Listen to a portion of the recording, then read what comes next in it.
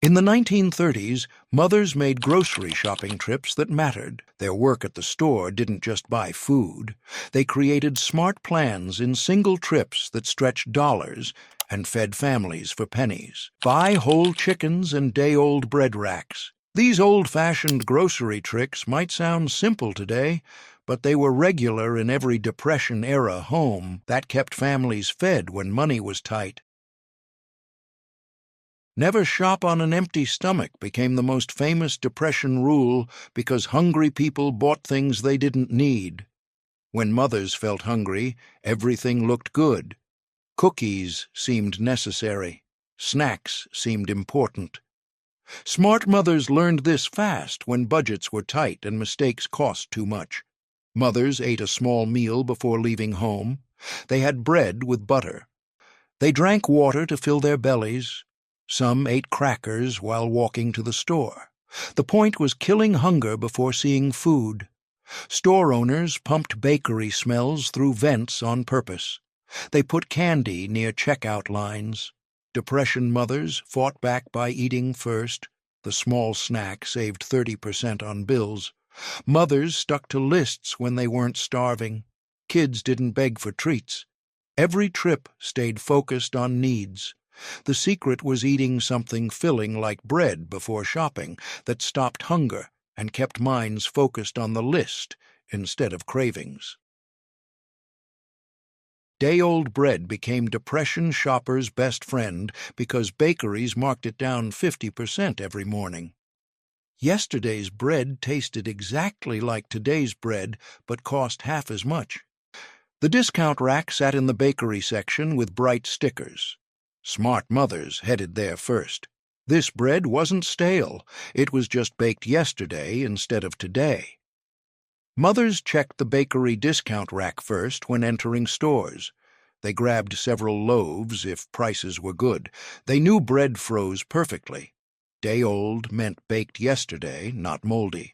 Mothers picked loaves with latest dates. Some asked bakery workers what time markdowns appeared.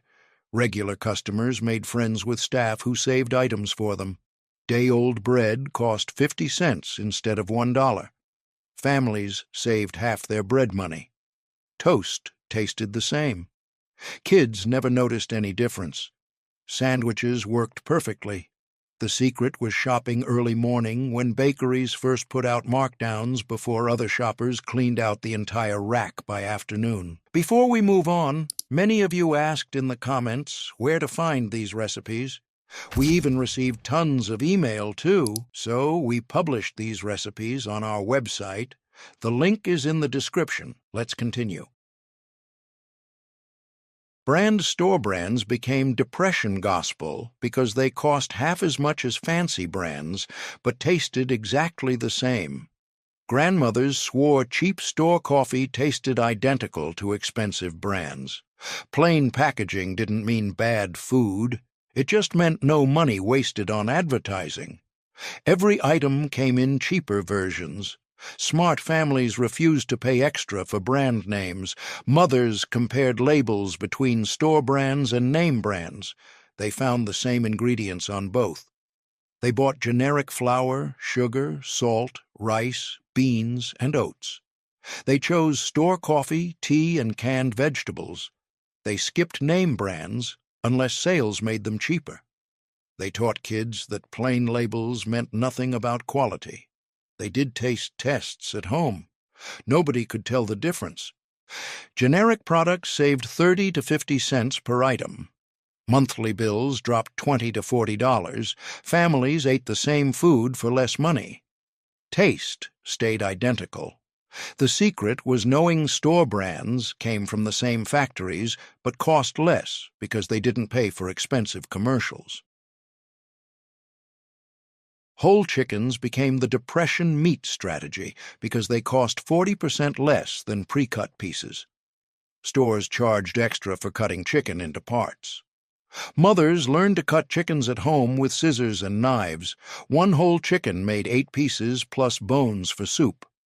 Families got twice the food by doing work themselves. Mothers picked the biggest whole chickens at the meat counter. They brought birds home and laid them on cutting boards. They used scissors to cut along the backbone, and they pulled out the backbone and saved it for soup. They split the breast down the middle. They separated legs from thighs. The whole job took 10 minutes. Every bone went into the soup pot. Whole chicken cost 60 cents per pound, while cut pieces cost $1. Families saved 40%. Bones made free soup stock worth 50 cents. One chicken provided meals for days. The secret was learning basic cutting skills that took 10 minutes, but saved 40% forever on every chicken purchase. Unit prices became essential depression math because bigger boxes didn't always mean better deals. Stores used confusing sizes to trick shoppers. Mothers learned to figure out price per ounce in their heads. Sometimes the big box cost more per serving than small boxes on sale. Smart shoppers did the math before choosing sizes. Mothers looked at small tags on shelves showing price per ounce. They compared different sizes of the same product. They divided total price by weight when tags didn't show unit prices. Some brought notebooks to write calculations. They discovered sale-priced small packages often beat regular-priced large ones. They taught children unit price math. They never assumed bigger meant cheaper without checking. Unit price checking saved 5 to 10 cents per item. Those pennies added up to several dollars per trip. Families avoided buying more product for higher cost per serving. Every purchase got verified with math. The secret was doing quick division in the store to find true cost per ounce, making confusing package sizes clear. 5. Depression tricks. Never shopping hungry. A day-old bread, store brands, whole chickens, and unit prices each saved 20 to 50% per trip. Every trick needed zero special skills. Every method worked in any store. These simple habits changed grocery budgets when every penny mattered for feeding families during hardest times. Seasonal produce became depression common sense because out-of-season fruits cost 3 times more than in-season items. Mothers never bought strawberries in winter or apples in summer. Shipping produce across the country added huge costs. In-season meant local farms supplied stores with cheap crops. Families ate what grew naturally during each season. Mothers knew which produce was in season each month. They bought apples, squash, and potatoes in fall and winter. They purchased berries, tomatoes, and corn in summer. They selected oranges in winter when Florida harvests arrived. They avoided imported produce that cost premium prices. They asked grocers which items came from nearby farms. They watched for seasonal sales when farmers delivered huge amounts. They changed family menus around whatever was cheapest that week. In-season produce cost 10 to 20 cents per pound, while out-of-season cost 50 cents or more. Families saved 70% by eating seasonal foods. Tomatoes in August cost pennies, but cost dollars in January. The secret was learning seasonal calendars and refusing to buy anything out of season, no matter how much kids begged. Reduced meat became the Depression treasure hunt because stores marked it down 30 to 75% before closing every day. Meat approaching expiration dates got bright discount stickers. Mothers timed trips for late afternoon when markdowns appeared.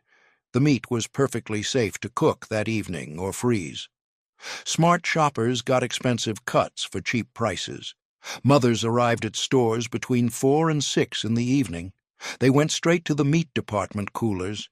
They looked for yellow, orange, or red discount stickers on packages. They picked meat marked for same-day sale.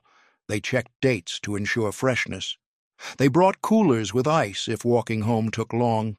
They cooked marked-down meat immediately for dinner or froze it.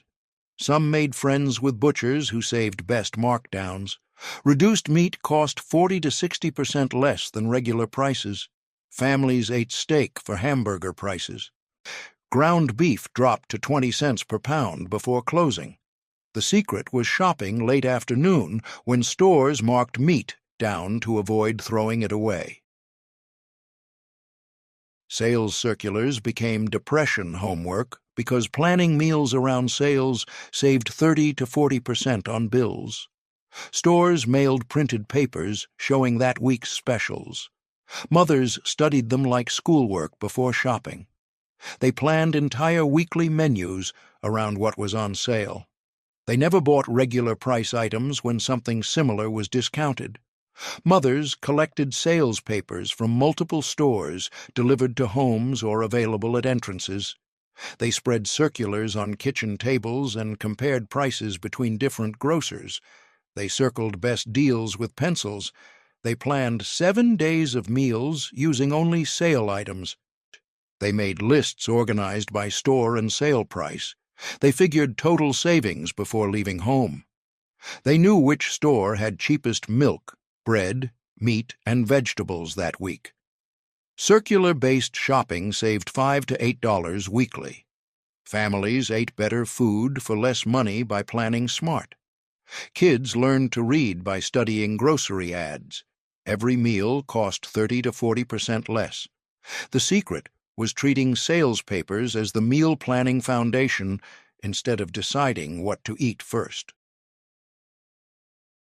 Dried beans became depression wisdom because they cost 1/10 the price of canned beans per serving.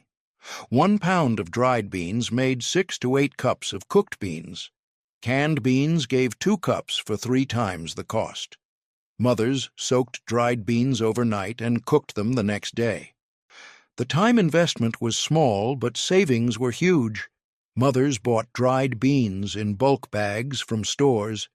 They picked pinto beans, navy beans, black beans, or kidney beans depending on family taste. They poured beans into jars at home. They soaked 1 or 2 cups in water overnight. They drained soaking water and boiled beans in fresh water for 2 hours until soft. They added salt, onions, and ham bones for flavor. They cooked big batches and used beans in multiple meals. Dried beans cost 10 cents per pound, making 50 servings. Canned beans cost 10 cents per can, making 2 servings. Families saved 90 cents. The secret was planning ahead to soak beans overnight, making cheap dried beans as easy as expensive canned beans. Free soup bones became the Depression's secret handshake because butchers gave away bones they paid to throw away. Beef bones, ham bones, and chicken backs had no store value but made incredible soup. Mothers asked for bones directly at meat counters. Butchers happily gave them free or charged pennies. These bones had marrow, meat scraps, and flavor that turned water into soup. Mothers walked up to the butcher counter and asked for soup bones. They requested beef bones with marrow. They asked for leftover ham bones. They requested chicken backs and necks. They took whatever bones were available. They brought containers to carry bones home. They made friends with butchers who saved best bones for regulars. They picked up bones weekly as part of normal shopping. Free soup bones made gallons of nutritious soup worth several dollars. Families used soup as meal base and gravy foundation. 1 big bone made stock for multiple meals. The secret was simply asking because butchers threw bones away daily and gladly gave them free. 10 depression tricks, from never shopping hungry to asking for free bones, each saved families 20 to 70% per trip. Every method used common sense instead of special skills. Every strategy worked in any grocery store anywhere.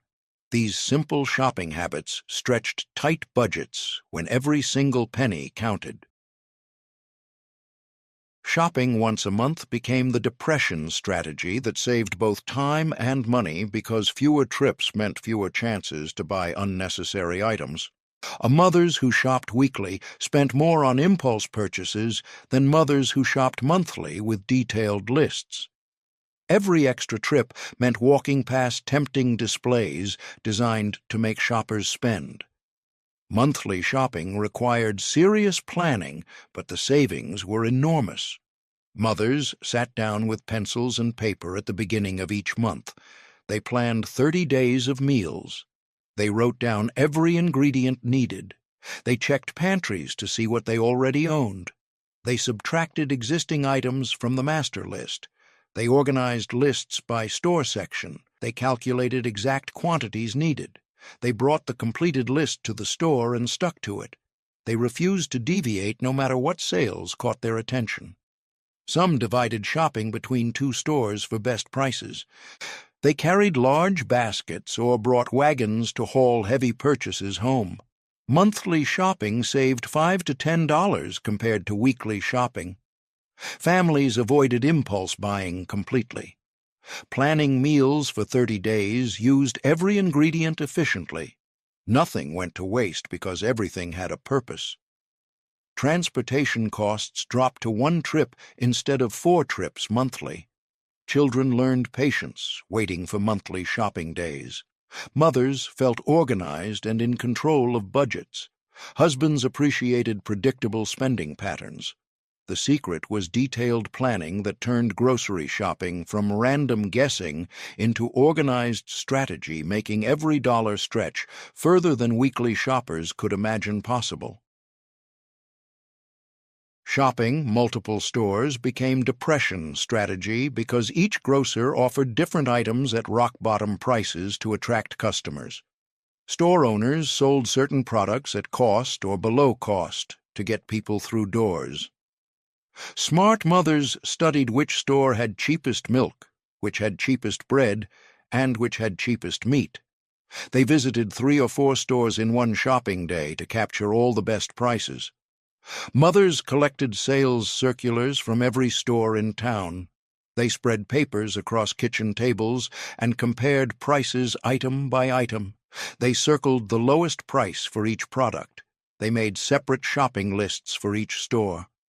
They planned routes to visit all stores efficiently in one afternoon. They started at the store farthest from home and worked back. They bought only advertised specials at each location. They refused to purchase regular-priced items even when convenient. They carried bags from store to store, adding purchases. Some teamed up with neighbors to share transportation. They tracked which stores had best prices on specific items week after week. They discovered patterns, like one store always having cheap eggs, while another always had cheap flour. Multiple store shopping saved $3 to $6 weekly. Families got every item at its lowest available price. The extra walking provided free exercise. Children learned comparison shopping skills. Mothers felt smart outsmarting store pricing tricks. Neighbors shared transportation and discoveries. Communities built connections through shared strategies. The secret was treating grocery shopping like a strategic mission instead of a quick errand, making poverty budgets stretch to middle-class eating standards. Bulk flour sacks became depression foundation because 50-pound bags cost half as much per pound as small packages.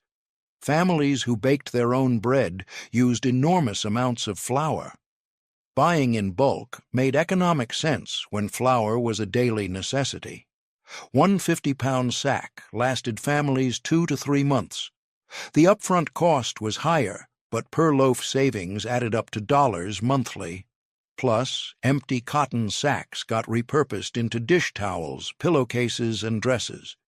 Mothers saved money until they could afford 50-pound flour sacks. They carried sacks home in wagons or asked stores to deliver them. They stored flour in cool, dry places. They transferred smaller amounts into jars for daily use. They marked purchase dates to track freshness. They used flour for bread, biscuits, cakes, cookies, pie crusts, gravy, and coating fried foods. They calculated that 50-pound sacks provided flour for 100 loaves of bread. They washed empty flour sacks thoroughly and bleached them. They cut sacks into rectangles for dish towels. They sewed sacks into clothing for children. Some companies printed floral patterns on sacks specifically for this purpose. Bulk flour cost $3 for 50 pounds, while small 5-pound bags cost 40 cents each. Families saved $1 per 50 pounds. Monthly savings reached $3 to $4. Empty sacks provided free fabric worth another dollar.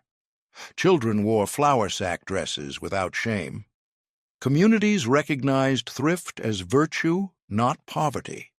The secret was buying the largest quantity possible and storing it properly, making flour cost pennies per loaf instead of dollars at the bakery.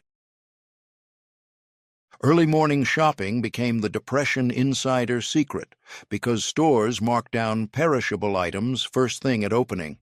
Meat departments discounted yesterday's cuts at 8 in the morning. Bakeries put out day-old goods right when doors unlocked. Mothers who shopped at 7 or 8 got first pick before other bargain hunters arrived. Late shoppers found empty discount sections. Mothers woke before sunrise to reach stores at opening time. They dressed quickly and walked or took first streetcars. They headed straight to meat coolers looking for yellow discount stickers. They grabbed marked-down packages immediately. They moved to bakery sections for day-old bread. They checked produce areas for bruised fruit sold at half price. They finished regular shopping after securing all markdown items.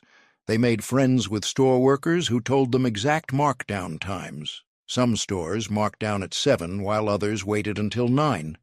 Knowing each store's schedule gave mothers competitive advantage. They sometimes visited multiple stores in one early morning. They brought insulated bags to keep meat cold during multi-store trips. They learned which days had most markdowns based on delivery schedules. Early morning shopping saved $4 to $8 weekly on meat alone. Markdown bread saved another $2. Produce discounts added $2 more. Total weekly savings reached $8 to $12. Families ate premium cuts for discount prices. Children enjoyed fresh bakery treats.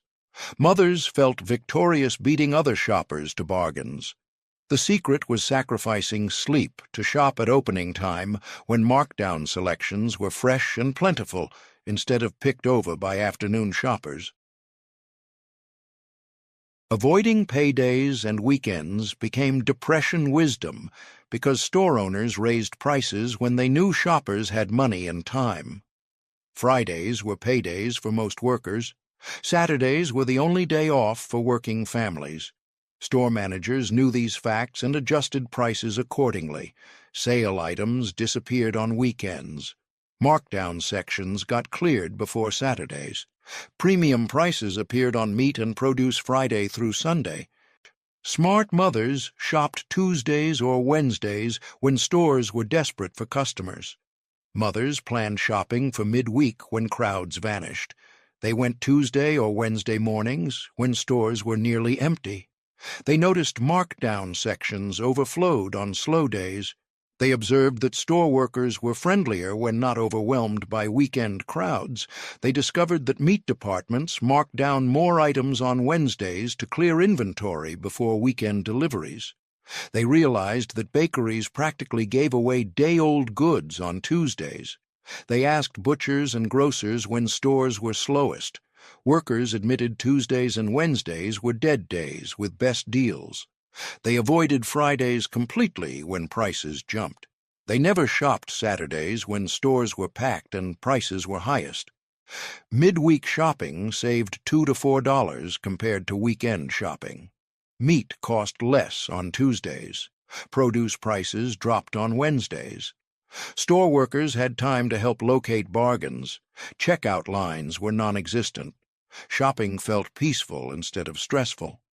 Families got better service and better prices simultaneously. The secret was shopping when stores needed customers instead of when customers needed stores, reversing the power dynamic completely in shoppers' favor. 15. Depression tricks, from monthly shopping to weekday timing, saved families 30 to 50% on groceries. Every strategy required planning instead of luck. Every method worked in any town. These smart habits proved that timing, location, and preparation mattered more than money when feeding families on impossible budgets. Keep a price book for every store. Price books became depression shoppers' most powerful tool because tracking prices revealed which stores truly offered best deals. Mothers kept small notebooks listing prices for every item they bought regularly. They recorded prices from multiple stores over several weeks. They discovered that advertised sales weren't always the cheapest prices. Sometimes regular prices at one store beat sale prices at another store. Price books eliminated guessing and exposed false bargains. Mothers bought small notebooks for 5 cents. They divided pages by product category. They wrote item names down the left side. They created columns for different store names across the top. They filled in prices as they shopped each store. They updated prices weekly when sales changed. They circled the lowest price for each item in red pencil. They referred to price books before every shopping trip. They knew instantly which store had cheapest milk, butter, eggs, flour, and meat. They shared price information with neighbors. Some mothers teamed up to track prices at more stores. They discovered that Store A always had cheap coffee, while Store B always had cheap sugar. They found patterns that helped predict future sales. Price books saved $3 to $5 weekly. Families never overpaid for anything. Mothers became experts on true value. Price tracking took 30 minutes weekly but saved hundreds of dollars annually. Children learned math by recording prices. Husbands appreciated the organization. Neighbors borrowed price books as references. The secret was writing prices down instead of trusting memory, making every shopping decision based on facts instead of feelings or convenience. Bulk buying co-ops became depression community solutions because families pooled money to purchase 50-pound sacks at wholesale prices. 10 families could afford what one family couldn't. Wholesalers sold flour, sugar, rice, beans, and oats in massive quantities too large for individual families. But when neighbors joined together, everyone accessed wholesale pricing that saved 40 to 60% compared to retail grocery prices. Mothers organized neighbors into buying groups of 5 to 10 families. They elected one person to handle money and orders. They pooled cash at the beginning of each month. They visited wholesale warehouses or contacted commercial suppliers. They ordered 50-pound flour sacks, 100-pound sugar bags, and cases of canned goods. They negotiated prices by promising regular monthly orders. They arranged delivery to central locations like church basements. They divided bulk purchases into family-sized portions. They weighed and packaged items carefully to ensure fairness. They calculated costs, including delivery, and divided them equally. Each family paid only for what they received. They met monthly to place new orders and distribute previous orders. They rotated responsibilities so no one person bore all work. Some co-ops expanded to include fresh produce ordered from farmers. Co-op shopping saved $4 to $7 monthly per family. Wholesale flour cost half of retail prices. Sugar, rice, and beans showed similar savings. Families accessed quality they couldn't afford alone. Community bonds strengthened through cooperation. Children learned sharing and fairness. Neighbors became friends through shared struggle. The secret was organizing neighbors into buying groups that leveraged collective purchasing power, making wholesale prices accessible to poverty-level families. Double coupon days became depression gold mines because grocers doubled the value of manufacturer coupons to compete with rival stores. A 25-cent coupon became 50 cents off. A 50-cent coupon became $1 off. Mothers collected coupons from newspapers, magazines, product packages, and direct mail. They organized coupons in envelopes by product category. They waited for double coupon days to redeem them for maximum value. Mothers clipped coupons from every source available. They asked neighbors to save newspaper coupons they didn't need. They wrote to manufacturers requesting coupon booklets sent by mail. They checked product packages for peel-off coupons. They traded coupons with other mothers like baseball cards. They organized coupons by expiration date to use oldest ones first. They matched coupons with sale items for double savings. They planned shopping trips around double coupon days announced in store circulars. They brought coupon envelopes to stores on designated days. They handed coupons to cashiers who manually doubled values. They watched carefully as cashiers rang up purchases. Some stores limited how many doubled coupons could be used per transaction. Mothers made multiple trips on double coupon days to stay within limits. They bought multiple items when coupons and sales combined. They stockpiled non-perishables purchased with doubled coupons. Double coupon shopping saved $5 to $15 per trip. Families got name-brand items for less than generic prices. Strategic coupon matching with sales created free items sometimes. Monthly savings from coupons reached $20 to $30. Children helped clip and organize coupons as family activity. The secret was collecting coupons year-round and redeeming them only on double coupon days when values multiplied, making patience pay enormous dividends. Ethnic markets became depression secrets because immigrant communities sold staples at half the prices of mainstream grocers. Italian markets sold pasta for pennies. Chinese grocers sold rice in bulk for fraction of supermarket costs. Mexican stores sold beans, corn, and spices dirt cheap. Jewish delis sold day-old bread and marked-down meat. Polish butchers sold sausage for almost nothing. Smart shoppers crossed neighborhood boundaries to shop where immigrant families shopped. Mothers overcame fear to shop in unfamiliar ethnic neighborhoods. They walked into Italian groceries, smelling of garlic and olive oil. They entered Chinese markets with strange vegetables. They visited Mexican mercados with Spanish-speaking clerks. They learned basic words in other languages. They asked for items by pointing when language barriers existed. They discovered that kindness and smiles worked in any language. They found rice at 50 cents for 10 pounds instead of $2 at American stores. They bought pasta for pennies per pound instead of dimes. They purchased beans, lentils, and chickpeas at unbeatable prices. They found spices sold loose by the ounce. They bought day-old bread for nickels. They made friends with immigrant shopkeepers who appreciated their business. They learned about new foods they'd never tried before. Ethnic market shopping saved $3 to $8 weekly on staples alone. Rice, beans, pasta, and spices cost half as much. Families discovered new flavors and recipes. Cultural barriers disappeared through shared poverty and mutual respect. Children learned tolerance and curiosity.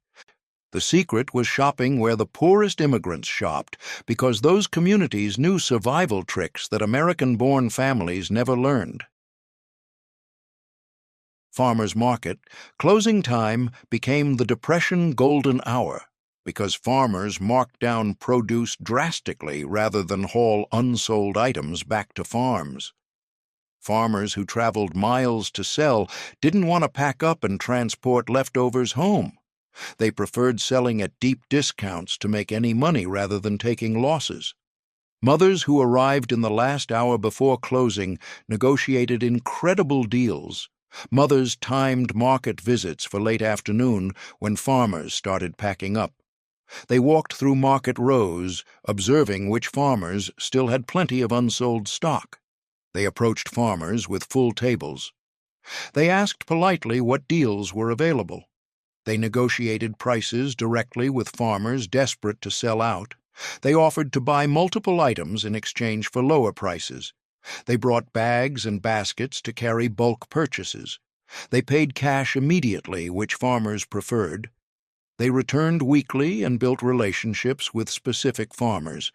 Some farmers saved best end-of-day deals for regular customers. They learned which farmers grew which crops and when harvests peaked. They discovered that rainy market days meant fewer shoppers and more desperate farmers. They bought seasonal produce at peak abundance when prices hit rock bottom. They canned or preserved closing-time bargains for winter use. Closing-time market shopping saved $5 to $10 weekly. Tomatoes cost pennies per pound instead of dimes.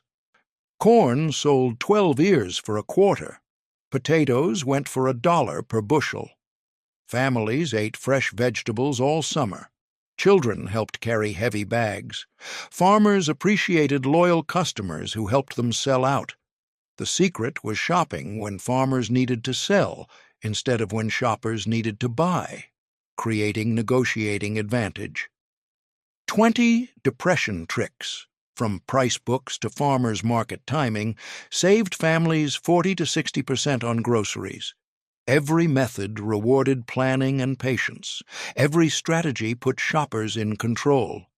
These smart habits proved that knowledge, timing, and courage to shop differently mattered more than money when budgets were tight. Asking about bakery markdown times became the Depression insider trick that separated smart shoppers from average shoppers because every store followed a precise schedule for discounting day-old baked goods. Some bakeries marked down at 7 in the morning. Others waited until noon. Some discounted at closing time. Knowing the exact time meant arriving when fresh markdowns appeared with full selection available. Mothers who guessed wrong found empty racks already picked clean by other bargain hunters. One simple question to bakery workers revealed the golden schedule that unlocked 50% savings on bread, rolls, cakes, and pastries every single week. Mothers approached bakery counters and politely asked workers what time they marked down yesterday's items. Most workers happily shared this information because it helped clear inventory faster. Some bakeries marked down at opening when workers arrived and counted leftover stock from yesterday.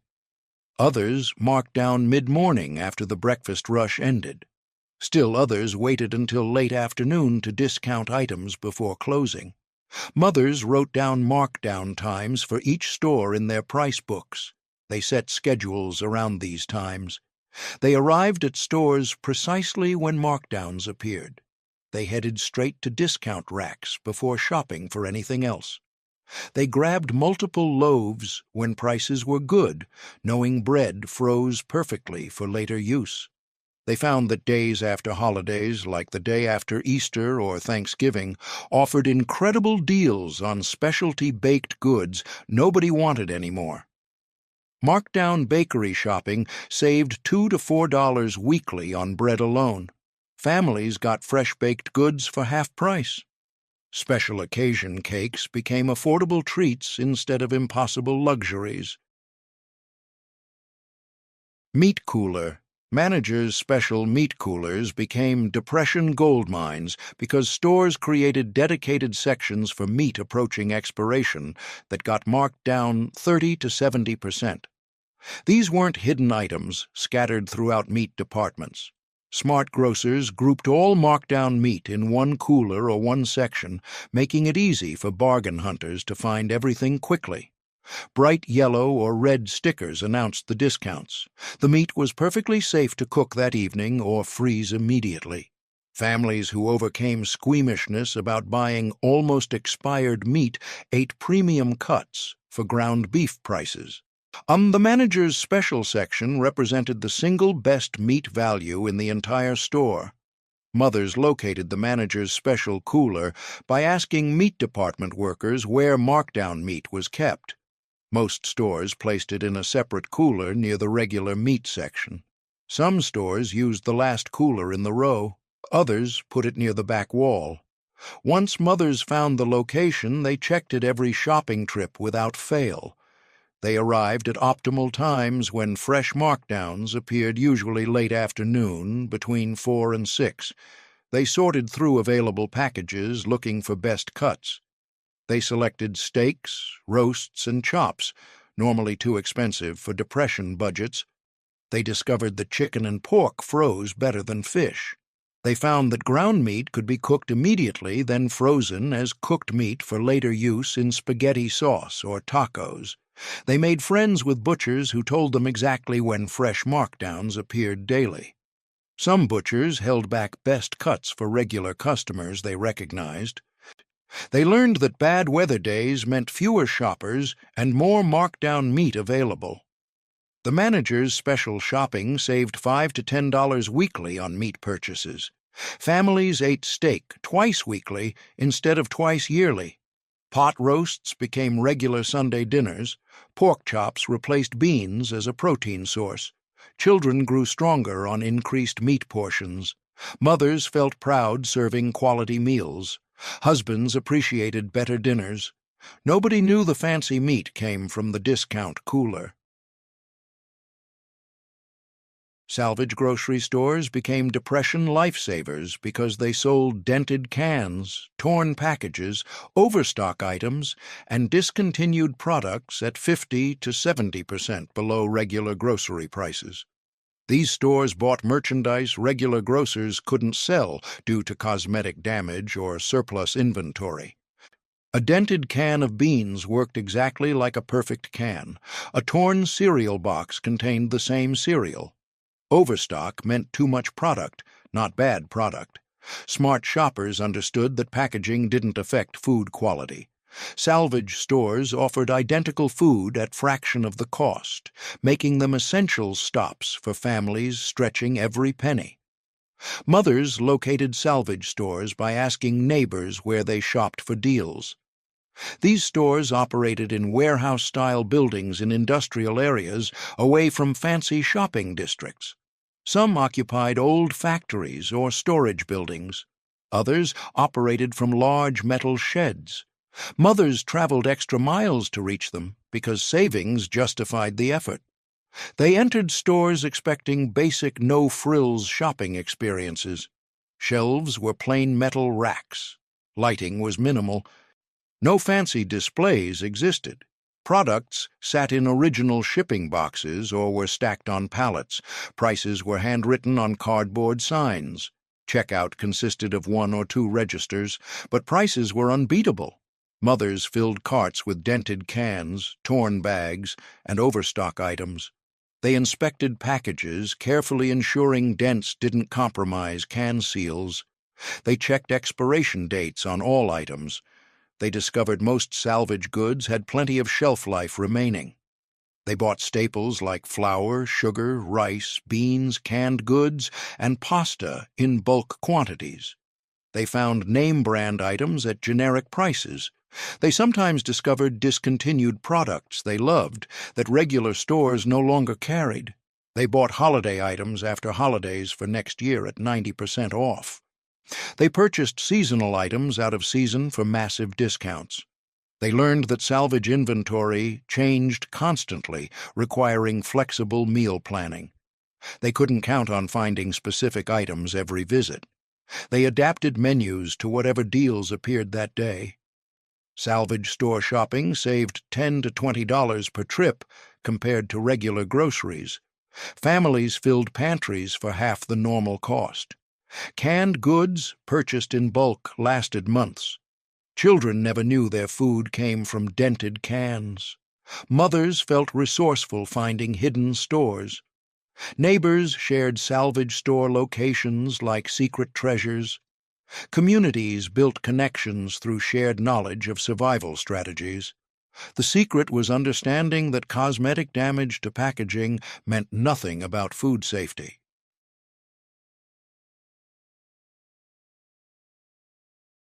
Requesting seconds produce became the Depression strategy that most shoppers never learned because it required asking for items not displayed on regular shelves. Seconds meant fruits and vegetables with cosmetic blemishes, odd shapes, or minor bruises that didn't affect taste or nutrition. Grocers and farmers kept these items in back rooms rather than displaying them because customers preferred perfect-looking produce. But Depression families cared about filling bellies, not winning beauty contests. A bruised apple tasted identical to a perfect apple. A misshapen potato cooked exactly like a round one. Mothers who asked for seconds got 50% discounts on produce that was completely edible. Mothers approached produce managers or farmers and asked directly if any seconds were available. They explained they didn't mind bruises or odd shapes. Most workers were happy to sell these items rather than throwing them away.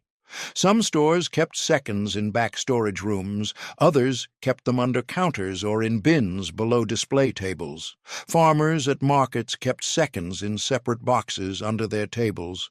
Mothers inspected seconds, carefully ensuring bruises were minor, not rotten.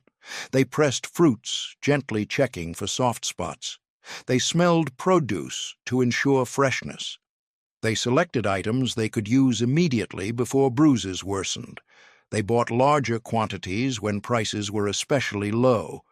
They planned to can, preserve, or cook seconds right away. They cut away bruised portions and used the rest normally. They made applesauce from bruised apples. They cooked spotted bananas into banana bread. They chopped misshapen tomatoes for sauce. They peeled damaged potatoes for mashing. They sliced blemished cucumbers for pickles. Nothing went to waste when purchased at half price. They taught children that appearance didn't matter when hunger was the alternative. They built relationships with produce managers who called them when fresh seconds arrived. Some managers set aside best seconds for regular customers. They learned which stores and farmers were most willing to sell seconds. They discovered that high-end stores threw away more seconds than budget stores. They sometimes waited near produce sections at closing time when workers culled displays and discarded imperfect items. Seconds shopping saved $3 to $6 weekly on produce. Families ate fresh fruits and vegetables year-round. And children consumed vitamins and nutrients from produce. Mothers felt clever getting premium quality for discount prices.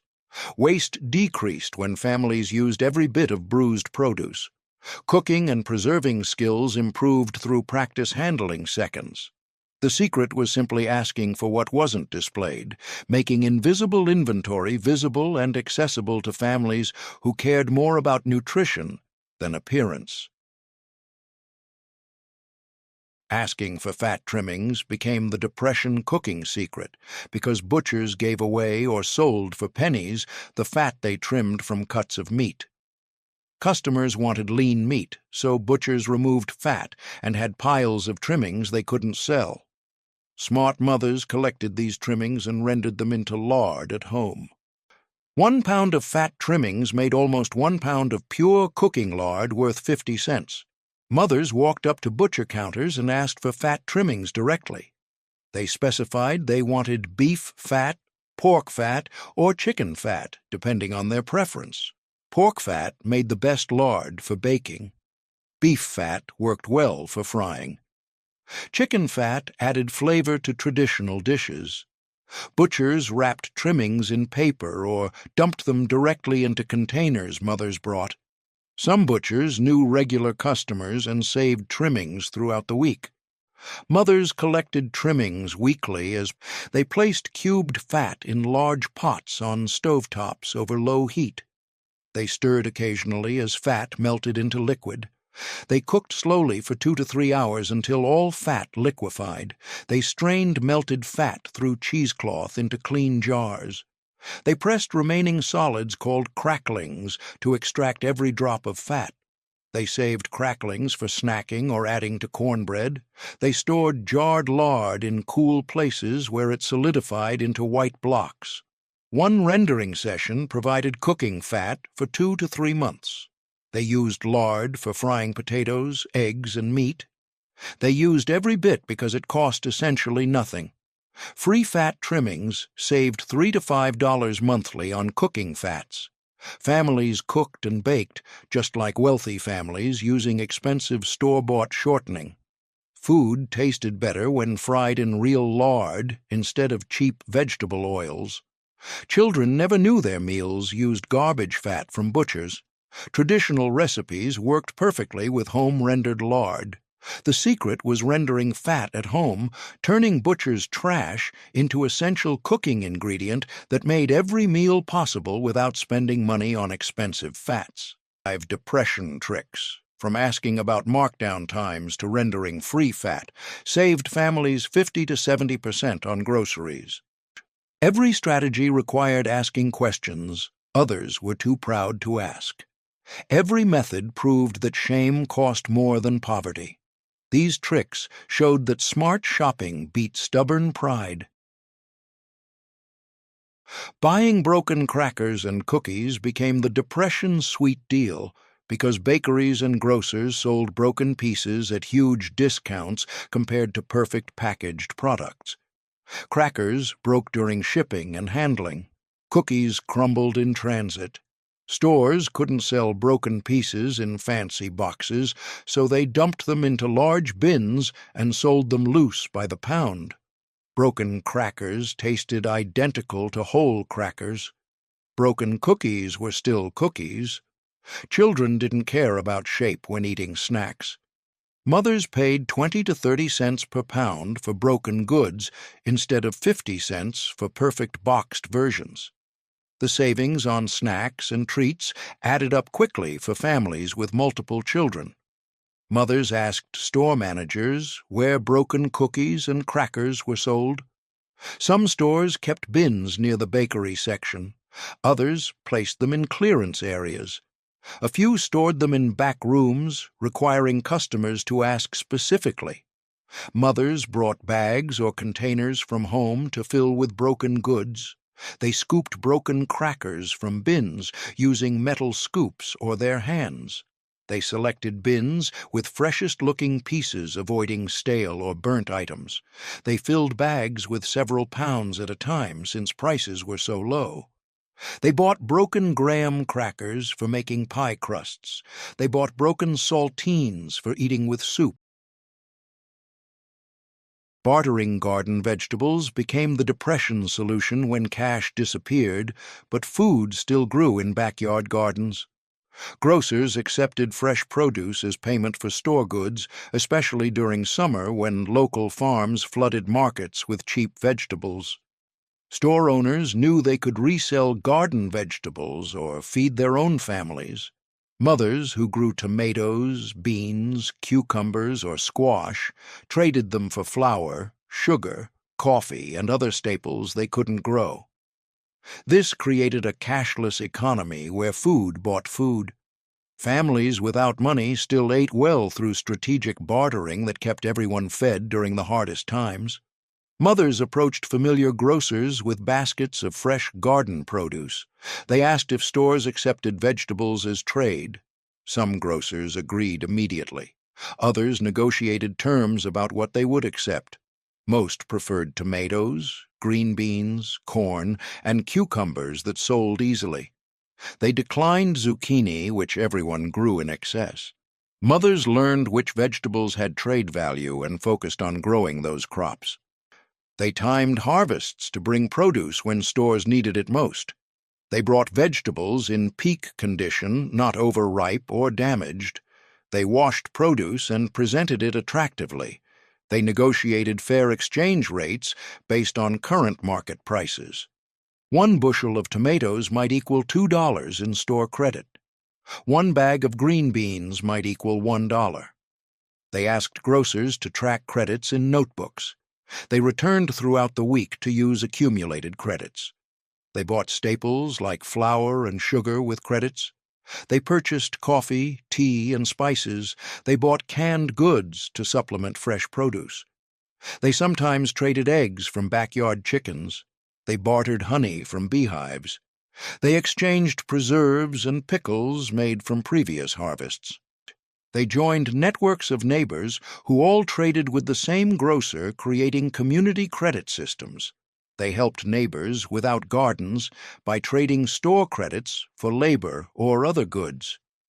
They taught children the value of growing food and the honor of honest trade.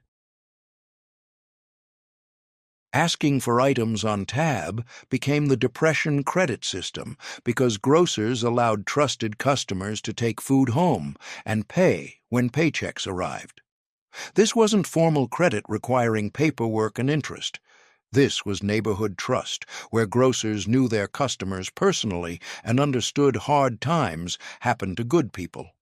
Mothers asked to put groceries on tab when money ran out before month ended. Grocers kept notebooks tracking what each family owed. Customers paid tabs immediately upon receiving wages, usually Friday or Saturday. This informal system kept families fed during gaps between paychecks without involving banks or charity organizations. Mothers built relationships with one primary grocer by shopping there consistently. They paid bills promptly when they had money. They never asked for tab credit until they had proven themselves reliable customers. They approached grocers privately asking if tab arrangements were possible. Most neighborhood grocers agreed for customers they knew. They preferred loyal customers over strangers.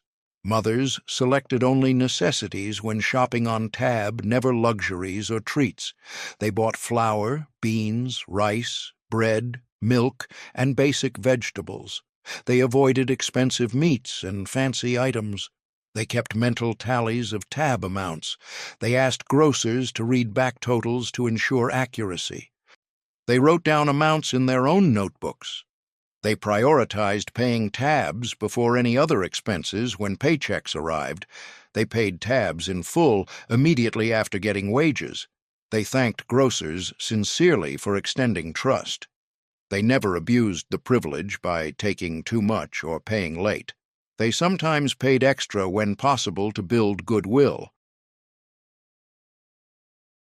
Buying day-old donuts became the Depression sweet treat that made children smile during hard times because bakeries sold yesterday's donuts at 25% of regular price. Fresh donuts cost 5 cents each or 60 cents per dozen. Day-old donuts cost 15 cents per dozen or roughly 1 cent each. The taste difference was minimal, especially when dunked in coffee or milk. Children didn't care if donuts were baked today or yesterday, when they rarely got sweets otherwise. Mothers bought day-old donuts as special weekend treats that cost less than a loaf of bread but brought more joy than any expensive toy ever could. Mothers visited bakeries late afternoon on Saturdays asking what day-old donuts were available. Most bakeries had plenty left over from Friday and Saturday morning rushes. Workers preferred selling them cheap rather than throwing them away at closing. Mothers bought full dozens even for small families because prices were unbeatable. They brought donuts home in paper bags. They stored them in covered containers to maintain whatever freshness remained. They served donuts Sunday morning with coffee as special breakfast. Bringing your own bags and containers became the Depression-saving strategy because grocers charged for bags or offered small discounts to customers who brought their own. Paper bags cost stores money. Passing those costs to customers or rewarding those who eliminated costs made business sense. Mothers saved 2 to 5 cents per shopping trip by carrying reusable cloth bags and baskets. Those pennies accumulated to dollars monthly. Plus, reusable bags lasted years, while paper bags were used once and discarded. Mothers who sewed their own bags from flour sacks spent nothing and saved money on every grocery trip for decades. Mothers sewed sturdy shopping bags from empty flour sacks and feed sacks. They reinforced seams so bags held heavy weights. They added strong handles or straps for comfortable carrying. They made multiple bags in different sizes. They kept bags hanging by the door, ready for shopping trips. They brought enough bags to carry home entire shopping loads. These 30 Depression-era grocery tricks saved American families when every penny counted toward survival. Mothers never shopped hungry. They bought day-old bread. They chose store brands. They purchased whole chickens. They checked unit prices. They shopped in season. They hunted markdowns. They read sales circulars. Every trip followed simple rules. Every dollar stretched further. These forgotten shopping strategies work even better today when food prices are higher than ever before. One smart shopping trip is all it takes to change everything. Which depression trick will you use this week? Drop the number in the comments below right now. Tag someone who needs to save money on groceries today.